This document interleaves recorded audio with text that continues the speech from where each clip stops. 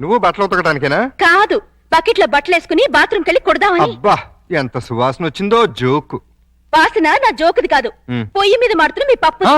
అయ్యో మర్చిపోయానే. మమ్మీ ఆ?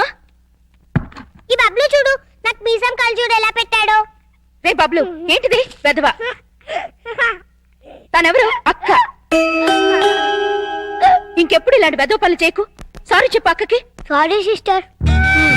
వెళ్ళి చదువుకోండి. నువ్వు కూడా.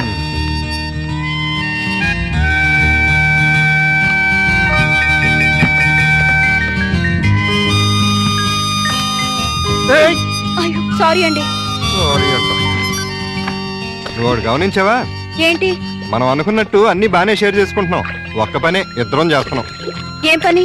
స్కూల్కి పప్పిని బబ్లుని ఇద్దరం తీసుకెళ్తున్నాం, ఇద్దరం తీసుకొస్తున్నాం.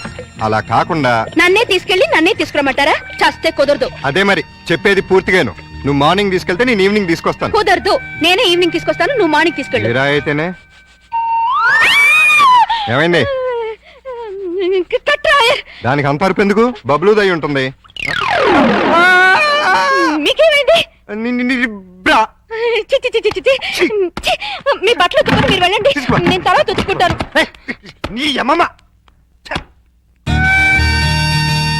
ఈ రోజు కూరే ఉందా డాడీ? ఇవాళ మనం వచ్చి రైసే. కూరలో మమ్మీవి. ఏమండారు మేడం? కోడిగుడ్డు. Very good. మీరు చేసేయండమ్మా, నేను తర్వాత తింటాను. సిగ్గుపడిన చాలు గానీ రండి, అన్ని వేడి వేడిగా ఉన్నాయి. డాడీ అది ఇందాక మీ మమ్మీ. సిగ్గు లేకుండా పిల్లలతో చెప్తారంటే. ఏం జరిగిందో చెప్పవా డాడీ? చెప్తా. ఏం జరిగిందంటే, వద్దా నాన్న?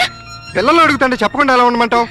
మీ మమ్మీ బాత్రూమ్ లోకి బట్టలు ఉతకడానికి వచ్చి కాలు కింద పడిపోయింది. బబ్లు, మమ్మీ పడిపోతే అలా అనొచ్చా? తప్పు కాదు. దెబ్బ తగిలిందా మమ్మీ? లేదమ్మా, కొంచెం కొంచెం. తమరు కూడా కూర్చోండి.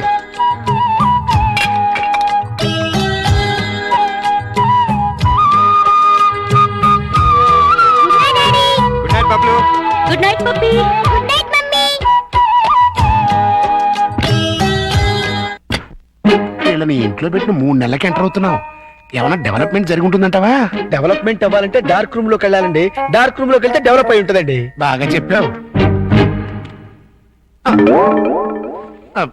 అల్లుడు గారు లుంగి సర్దుకుంటున్నారు. అనవసరంగా వచ్చి డిస్టర్బ్ చేసామరా. ఆహా, ఓహో, అవి వాళ్ళ టీవీ పేర్లు. టీవీ పేర్లు కాదండి బాబు, బ్రహ్మాండమైన డెవలప్మెంట్. ఓసారి అటు చూడండి. ఇంతకాలానికి మన కష్టం ఫలించిందండి.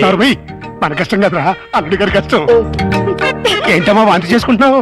మీ అల్లుడు గారికి కనుక అయిపోయిందిరా, మనం అనుకున్నంత అయిపోయింది. అల్లుడు గారు కంగ్రాచులేషన్స్ అయ్యా. ఇప్పుడు నువ్వు నాకు నచ్చావు. అల్లుడి విషయం ఏంటో చెప్పు.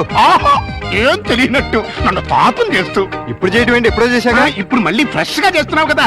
ఏం మాట్లాడేది? ఇంకా ఏంటంటారంటే అక్కడ ప్రేమ గారు ఇంకా 6 నెలల తర్వాత మన ఇంట్లో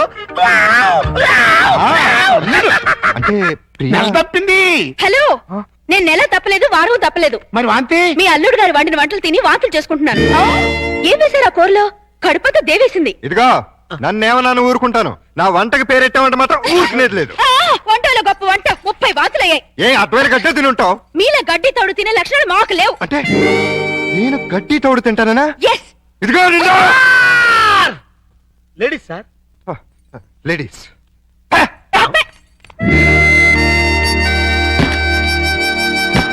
వీళ్ళిద్దరూ కంచాల దగ్గర అయితే కొట్టుకుంటుంటే ఇంకా మంచం మాట ఏంట్రా? మాటలు లేవండి. ఇద్దరు వేరు వేరు మంచాల మీద 3 అంకేసి పడుకుంటున్నారు. మౌన గీతం. ఈ మౌన గీతం ప్రణయ గీతంగా మారాలంటే మనం ఇమాజినేషన్ లోకి వెళ్ళాలి. కాదు, మనం ఇక్కడే సెటిల్ అవ్వాలి.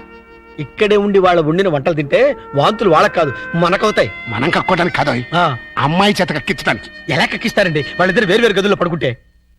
ఒకే గదిలోకి షిఫ్ట్ చేసి. ఇన్ని డైరెక్షనేగా? కాదు, ఏవి సచిన డైరెక్షన్. ఆహా, మాకు తెలుసు గాని ఒకసారి అలా బయటకు వస్తావా? ఆశ దోశ అప్పడం. బయటకు వస్తే ఏం జరుగుతుందో నాకు బాగా